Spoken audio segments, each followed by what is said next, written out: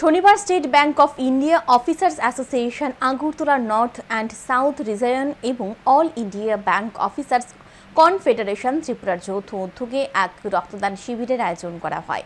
Agartala press ক্লাবে হয় এই রক্তদান শিবিরে উপস্থিত ছিলেন all India bank officers confederation Tripura শাখার সম্পাদক সঞ্জয় দত্ত।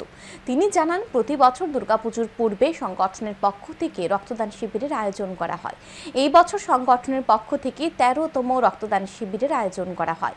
এই শিবিরের মূল উদ্দেশ্য হল দুর্গাপূজার সময় রক্তের যে ঘাটতি দেখা দেয় সেটা যেন কিছুটা নিরসন করা যায়। প্রতি বছর প্রায় 50 থেকে 60 জন রক্ত দিয়ে মুমূর্ষু রোগীর জীবন বাঁচাতে সংগঠনের পক্ষ থেকে এগিয়ে আসে। ব্যতিক্রমী হয়নি এই বছরও প্রায় 50 জনের কাছাকাছি রক্তদান করার উদ্যোগ নিয়েছে বলে জানান তিনি।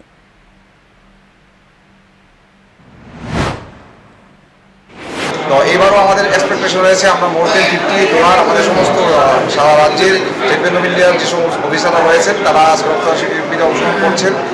অলরেডি আমরা প্রায় 26-27 ক্রস হয়ে গেছে, মাত্র এখন 10:30 11:15 বাজে। আমরা আশা করছি 12টা 12:30টার মধ্যে 50 বোতল ব্লাড আমরা ডোনেট করতে পারবো।